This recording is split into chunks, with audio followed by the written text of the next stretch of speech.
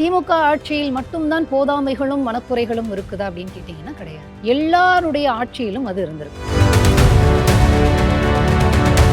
இருக்கும் வீட்டையே பறிக்க ஒரு சக்தி, ஒரு தீய சக்தி வருதுன்னு வச்சுக்கோங்களேன். அந்த குழந்தை 2 தோசை கேட்டுச்சு, அதை கொடுக்கல. இந்த குழந்தை இந்த ஒரு புது ட்ரெஸ் கேட்டுச்சு, அதை கொடுக்கலங்கிறத பேசுவீங்களா? இல்ல ஆபத்தை உண்டாக்குகிற காரணிகளை பற்றி தானே பேசணும். தமிழ்நாட்டு மக்கள் சர்வாதிகாரத்திற்கு ஆதரவாக இருக்க மாட்டார்கள். சர்வாதிகாரத்திற்கு துணை போகின்ற அடிமைகளுக்கும் ஆதரவாக இருக்க மாட்டார்கள். அந்த அடிமைகள் புது அடிமையாகவும் இருக்கலாம், பழைய அடிமைகளாகவும் இருக்கலாம். திமுகவுக்கு எதிராக உருவாக்கப்பட்ட கூட்டணி எதற்காக உருவாக்கப்பட்டிருக்குன்னு மட்டும் கொஞ்சம் தெளிவா சொல்லுங்க. அரசியலமைப்பு சட்டத்தை காப்பாற்றணும்னு திமுக உருவாக்கி இருக்கிறது. அவங்களை நான் எதிர்ப்பேன்னு இந்த பக்கம் ஒரு கூட்டணி உருவாகி இருக்கிறது. அப்ப அதனுடைய பொருள் என்ன? அதிமுகவிடம் எடப்பாடி பழனிசாமியிடம் போய் திராவிட கொள்கைனா என்னன்னு கேட்டா அதுக்கெல்லாம் ஒரு பெரிய ஆராய்ச்சி செய்யணுங்க அப்படின்னு சொல்றாரு. புதிதாக உருவாக்கி இருக்கக்கூடிய விஜய் கட்சியிடம் போய் கொள்கை என்னன்னு கேட்டா பாவம் அவருடைய கட்சி தலைவராலேயே சொல்ல முடியவில்லை. விஜயோ எடப்பாடி பழனிசாமியோ இல்ல அவர்களோட சேர்பவர்களோ அதிகார போட்டிக்கு தான் வருகிறார்களே தவிர அரசியல் செய்ய வரவில்லை. தாவேகாவினுடைய வருகை பாதிப்பை ஏற்படுத்துமா அப்படின்னா ஏற்படுத்தும். யாருக்கு? 2026 தமிழ்நாடு சட்டமன்ற தேர்தல் அப்படிங்கிறது திமுகவிற்கு ஆதரவாக இருக்கிறது அப்படிங்கிறது தான் என்னுடைய கருத்து. காரணம், தமிழ்நாட்டினுடைய வளர்ச்சிக்காக, உரிமைக்காக, சுதந்திரத்திற்காக தொடர்ந்து போராடி கொண்டிருப்பது, அதற்கான சட்டங்களையும் திட்டங்களையும் உருவாக்கி கொண்டிருப்பது திமுக தான். இன்றைய சமகாலத்தில் நம்ம பார்க்கும் பொழுது இந்தியாவில் மற்ற மாநிலங்களை ஒப்பிடும் பொழுது தமிழ்நாட்டினுடைய வளர்ச்சியை திமுக அதிகப்படுத்தி இருக்கிறது. பெண்களுக்கான வாய்ப்புகளை திமுக உருவாக்கி இருக்கிறது. கல்வி வளர்ச்சிக்கான வாய்ப்புகளை உருவாக்கி இருக்கிறது. நம்ம நிறைய பார்க்குறோம். ஏழை எளிய மாணவர்கள் வெளிநாடு சென்று படிக்கக்கூடிய வாய்ப்புகளை திமுக அரசு உருவாக்கி இருக்கிறது. ஏராளமான தொழில் முனைவோர்களுக்கான வாய்ப்புகளையும் இங்க உருவாக்கி இருக்கிறது. புதுவிதமான தொழில் செய்ய வேண்டும் அப்படிங்கிறவங்களுக்கும் திட்டங்களை உருவாக்கி இருக்கிறது. அப்போ பொருளாதார ரீதியாக தமிழ்நாடு வளர்வதற்கு தேவையான அத்தனை நடவடிக்கைகளையும் திமுக ஆட்சிக்கு வந்தது முதலே எடுத்திருக்கிறது. அதற்கான பலனை அவர்கள் ஆட்சியில் இருக்கும் பொழுதே நம்பர்ஸ்லையும் காட்டியிருக்கிறாங்க. Double digit குரோத்தை காட்டியிருக்கிறாங்க. அப்போ வளர்ச்சி என்பதே பொருளாதாரத்தின் அடிப்படையில் தான் தீர்மானிக்கப்படும் அப்படிங்கும் பொழுது தமிழ்நாட்டு மக்கள் தனி மனித வருமானத்தில் முன்னேறி இருக்கிறார்கள் அப்படிங்கும் பொழுது கண்டிப்பாக இந்த களம் சட்டமன்ற தேர்தல் அப்படிங்கிறது திமுகவிற்கு சாதகமாகத்தான் இருக்கிறது அப்படிங்கிறது என்னுடைய கருத்தாக இருக்கு. 2026 சட்டமன்ற தேர்தலின் வெற்றியை நிர்ணயிக்கக்கூடிய காரணிகள் என்ன அப்படின்னு கேட்கும் பொழுது பெரும்பாலும் மக்கள் என்ன சொல்லுவாங்க அப்படின்னா மாநில அளவில் சுருக்கி பார்த்து ஒரு காரணங்களை சொல்லுவார்கள். ஆனால் அது சரியானதா அப்படிங்கிறதான் ஒரு கேள்வி. ஏன்னா ஒரு கட்சி தேர்தலில் வெற்றி பெற்று ஆட்சிக்கு வருது அப்படின்னா மக்களினுடைய அடிப்படை தேவைகளை நிறைவு செய்து கொடுக்கணும் அப்படிங்கிறதான். சரிங்களா? கல்வி, பொருளாதார வாய்ப்பு, சமூக வாய்ப்பு, அரசியல் அதிகாரம், அடிப்படை தேவைகள் இது எல்லாத்தையும் உருவாக்கி கொடுக்கணும். அப்படி உருவாக்கி கொடுக்கும் பொழுது அதில் போதாமைகள் இருக்குமானா இருக்கும், மனக்குறைகள் இருக்குமானா இருக்கும். இது எல்லா இடத்திலும், உலக அளவில் எல்லா இடத்திலும் இருக்கும். திமுக ஆட்சியில் மட்டும்தான் போதாமைகளும் மனக்குறைகளும் இருக்குதா அப்படின்னு கேட்டீங்கன்னா கிடையாது. எல்லாருடைய ஆட்சியிலும் அது இருந்திருக்கு. அப்படி இருக்கும் பொழுது திமுக ஆட்சியில் சில போராட்டங்கள் நடக்கிறது, சில கோரிக்கைகள் வலுக்கிறது அப்படின்னா அதை நெகட்டிவா எடுத்துக்கலாமான்னா கூடாது அப்படிங்கிறதான் என்னுடைய கருத்து. மனிதர்கள் இருக்கும் வரை தேவைகள் இருக்கும், தேவைகள் இருக்கும் வரை அதற்கான போராட்டங்கள் இருக்கும். போராடாமல் இருப்பதற்கு யாரால் முடியும்னா பிணங்களால் தான் முடியும். அப்போ உயிருள்ள மனிதன் போராடி கொண்டேதான் இருப்பான். மனக்குறைகள் இருக்குதா இந்த மக்களாட்சியில் அப்படின்னா இருக்கும். இப்போ எனக்கு கூட மனக்குறை இருக்குது, எனக்கு கூட போராடணும்னு தோணுது. பிறப்பால் ஒரு சமூகத்தை அர்ச்சகராக கூடாது என்று அரசியலமைப்பு சட்டத்தின் அடிப்படையில் அதை காரணம் காட்டி தடுக்கிறார்கள். திமுக மனிதனுக்கு தேவையான அடிப்படை தேவைகளை கொடுக்குது இல்லையா, எனக்கு அது உரிமை அப்படின்னா, நான் அர்ச்சகராகக்கூடிய உரிமை எனக்கு இருக்கு அப்படின்னா, அப்படி ஒரு சட்டத்தை திமுக எடுத்துக்கிட்டு வருது. ஆனா அந்த சட்டத்திற்கு சனாதன கும்பல் நீதிமன்றத்திற்கு சென்று தடை வாங்குகிறது. அப்போ அடிப்படை தேவைகள் கொடுக்கறதுல ஒரு சுணக்கம் இருக்குது அப்படின்னா, அது நிர்வாக ரீதியான சிக்கல்கள், அது தீர்க்கப்படலாம். அது ஒன்றும் பெரிய விஷயம் இல்லை. ஆனால் சட்டத்தின் அடிப்படையில் எனக்கு இங்க உரிமை மறுக்கப்படுது. இப்போ இங்க ஒரு இஷ்யூஸ் இருக்குப்பா, சின்ன சின்ன இஷ்யூஸ் இருக்குப்பா, அது எல்லா ஆட்சியிலையும் இருக்குன்னு நம்ம சொல்லும் பொழுது, வாக்குறுதி கொடுத்தீங்கல்ல அப்படின்னு கேட்பாங்க. இல்லைன்னு நான் சொல்ல வரல. இதை எளிமையா புரிஞ்சுக்கணும் அப்படின்னு சொன்னா, ஒரு குடும்பம் இருக்கிறது, அந்த குடும்பத்தில் இருக்கக்கூடிய குழந்தைகள் அம்மா கிட்ட ஒரு தேவை கேட்கும், அப்பா கிட்ட ஒன்று கேட்கும். அம்மா நீ எனக்கு செஞ்சு கொடுக்குறேன்னு சொன்னியே, அப்பா நீ எனக்கு வாங்கி கொடுக்குறேன்னு சொன்னியேன்னு கேட்டுக்கிட்டே இருக்கும். சரிங்களா? குழந்தைகளுக்கு தேவை இருக்குது, போராடுறாங்க, அடம் பிடிக்கிறாங்க, சண்டை போடுறாங்க, அடி வாங்குறாங்க அப்படிங்கறதுனால அந்த அப்பா அம்மாவை நீங்க என்ன சொல்லுவீங்க? எதுவுமே செய்யலைன்னு சொல்லுவீங்களா? அப்போ தேவைகள் இருக்கும், கேட்பாங்க அப்பா அம்மா கிட்ட. ஓகே, என்ன ப்ரியாரிட்டியோ, எது ஃபர்ஸ்ட் ப்ரியாரிட்டியோ அதை அரசாங்கம் செய்யும், பெற்றோர்கள் செய்வாங்க. சரிங்களா? இப்போ இங்க கேள்வி என்னன்னா, தேவைகள் இருக்கு, போராடுறாங்க, இதை செய்யல அதை செய்யலன்னு கேட்குறாங்க. இது திமுகவை குறை சொல்வதற்கு ஒரு வாய்ப்பாக இருக்குமானால், இப்போ நான் என்ன கேட்குறேன்னா, அந்த 2 பிள்ளைகள் அப்பா அம்மா கிட்ட இது வேணும் அது வேணும்னு கேட்டுக்கிட்டே இருந்தாங்க இல்லையா? இப்போ அந்த குடும்பம் இருக்கும் வீட்டையே பறிக்க ஒரு ஒரு சக்தி, ஒரு தீய சக்தி வருதுன்னு வச்சுக்கோங்களேன்.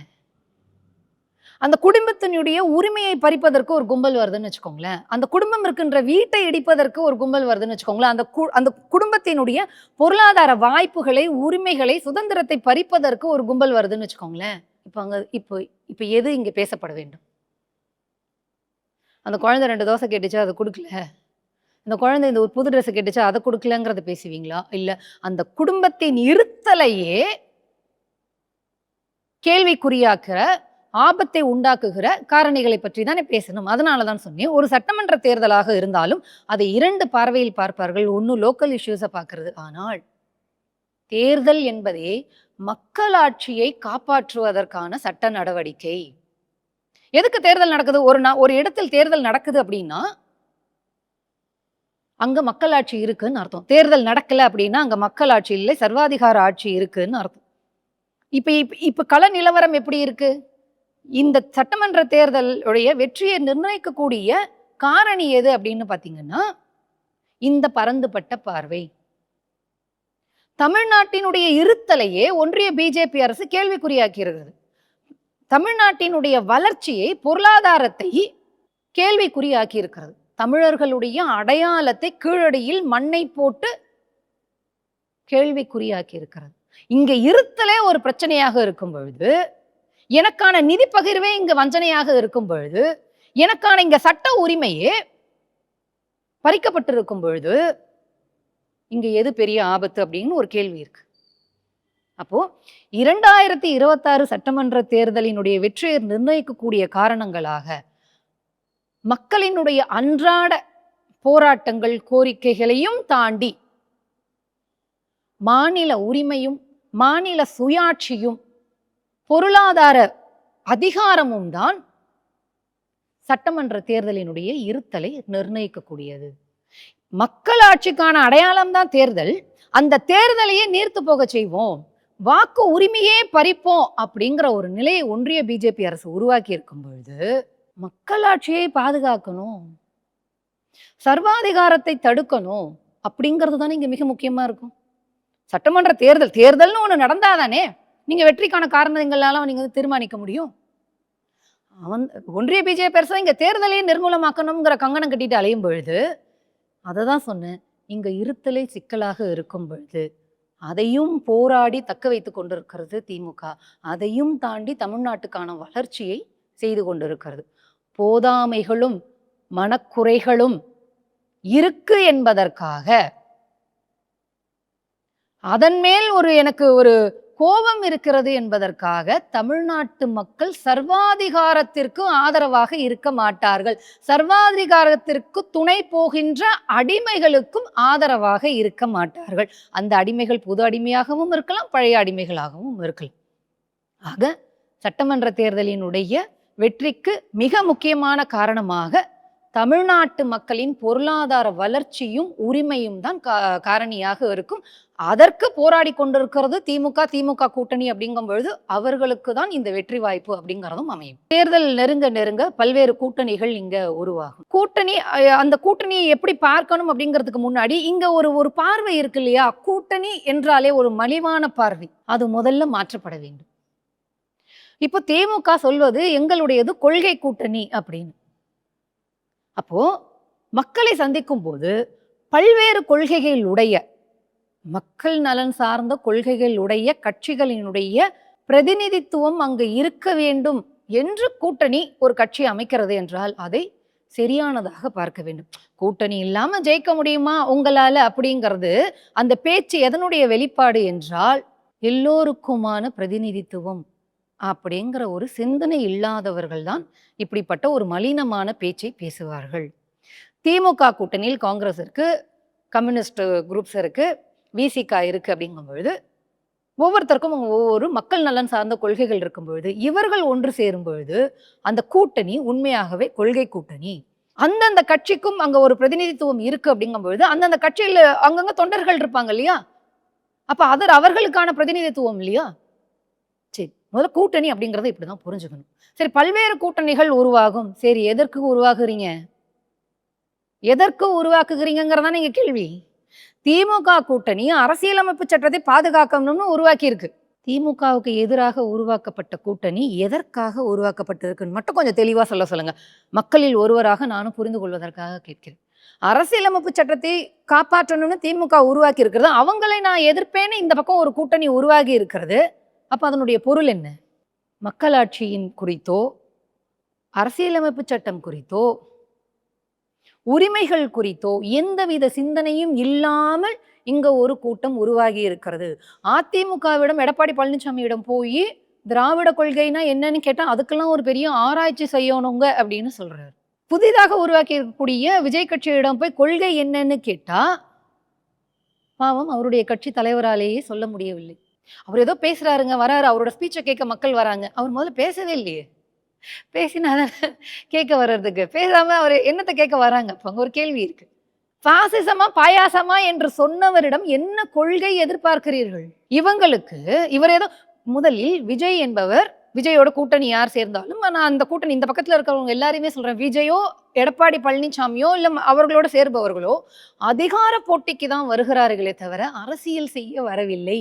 விஜய் உட்பட விஜய்க்கும் வந்தோன்னே முதலமைச்சர் ஆயிரணும் அப்படின்னு நினைக்கிறாரே தவிர அரசியல்னா என்ன, அரசியல்வாதிகளுடைய பணி என்ன, அரசியலமைப்பு சட்டம்னா என்ன, புரட்சினா என்ன, மாற்றம்னா என்ன, வளர்ச்சினா என்ன, இது குறித்த எந்தவித சிந்தனையும் இல்லாமல் நான் அதனாலதான் சொல்றேன். இப்ப நீங்க இவங்க கிட்ட போய் மக்கள் திராவிடம்னாலே என்னன்னு தெரியாதுன்னு சொன்ன எடப்பாடி பழனிசாமி கிட்டயோ, பாசிசமா பாயாசமான்னு சொன்ன விஜய் கிட்டையோ, இல்ல அவர்களோட பாஜகவை நீங்க எடுத்துக்கோங்களேன், அரசியலமைப்பு சட்டத்தை அகற்றி விட்டு மனுஸ்மிதியை எடுத்துட்டு வரணுங்கிறதான் பிஜேபியினுடைய கொள்கை. இந்த கூட்டணியிடம் போயிட்டு மக்களாட்சினா என்னன்னு கேளுங்க. அப்போ இருவிதமான கூட்டணிகள் இங்க உருவாகும் என்றால் மக்கள் எதை கவனிக்கணும்னா, கூட்டணிகள் எதன் அடிப்படையில் உருவாகி இருக்கிறது. இந்த கூட்டணி, இப்போ திமுகவினுடைய கூட்டணி ஒன்றிய பிஜேபி அரசு கீழடியில் மண்ணை போட்டு மூடிய போது போராடியது, அதை எதிர்த்தது, நீதிமன்றம் சென்றது, மண்ணெல்லை போட்டு மூடிய குழியை மீண்டும் திறந்தது. இது குறித்து திமுக கூட்டணியை எதிர்க்கிற இந்த கூட்டணி யாராவது வாய் திறந்தார்களா? தமிழ்நாட்டிற்கு நிதி கொடுக்கல, நான் சொல்லுகின்ற மொழியை நீ படிச்சாதான் உனக்கு காசு கொடுப்பேன்னு ஒன்றிய பிஜேபி அரசு பாசிச அரசு மிரட்டுகிறது. திமுக கூட்டணியை எதிர்க்கின்ற இந்த எதிர்பக்கம் இருக்கக்கூடிய கூட்டணிகள் வாய் மூடி அமைதியாக ஓடி ஒளிந்து கொண்டு விட்டது. அப்போ கூட்டணி அமைகிறது, கூட்டணி என்றாலே தேர்தல் கணக்கு தான், நம்பர்ஸ் தான் அப்படின்னு ஒரு தவறான பாடத்தை மக்களுக்கு சொல்லிக் கொடுக்க கூடாது. இப்படி ஒரு தவறான பாடத்தை சொல்லிக் கொடுத்ததில் இல்லது இப்படி ஒரு தவறான பாடம் மக்கள் நீங்க புரிஞ்சுக்க கூடாது. கூட்டணினா என்ன? கொள்கை கூட்டணினா என்ன? தேர்தலை நீங்க எப்படி சந்திக்கணும்? ஒரு கூட்டணி எந்த அடிப்படையில் ஃபார்ம் ஆயிருக்கு? அவங்க என்ன கொள்கையை முன்வைக்கிறாங்க? இவங்க என்ன கொள்கையை முன் வைக்கல?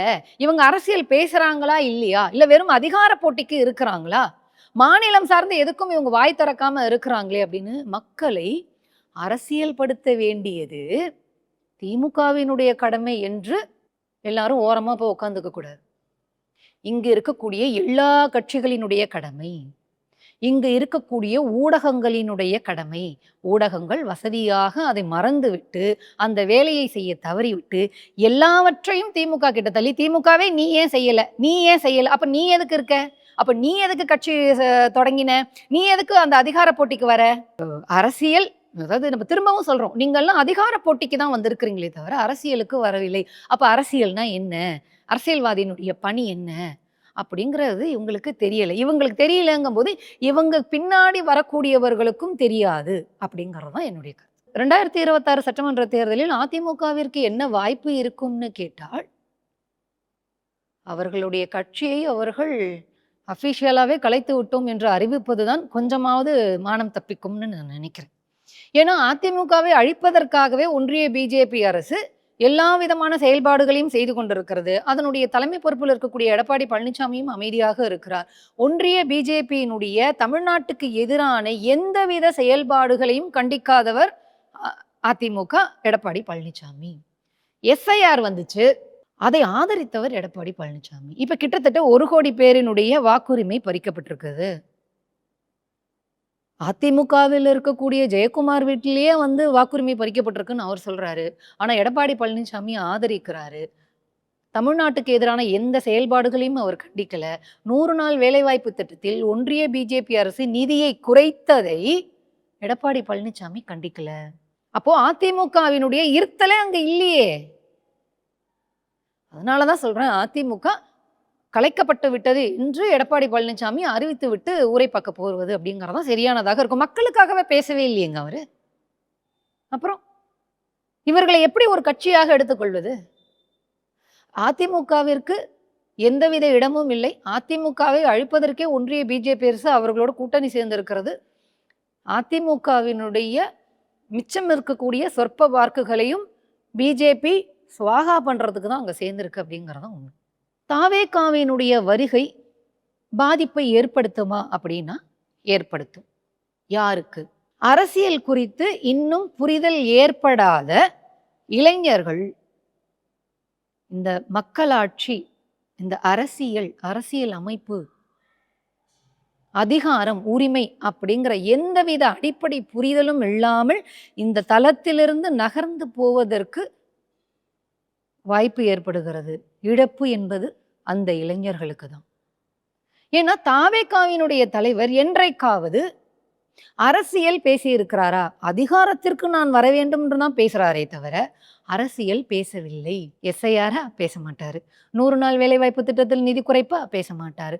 டீலிமிட்டேஷனா? பேச மாட்டாரு. திருப்பரங்குன்றத்தில் பிஜேபியினுடைய மதக்கலவரம் இஷ்யூவா? பேச மாட்டாரு.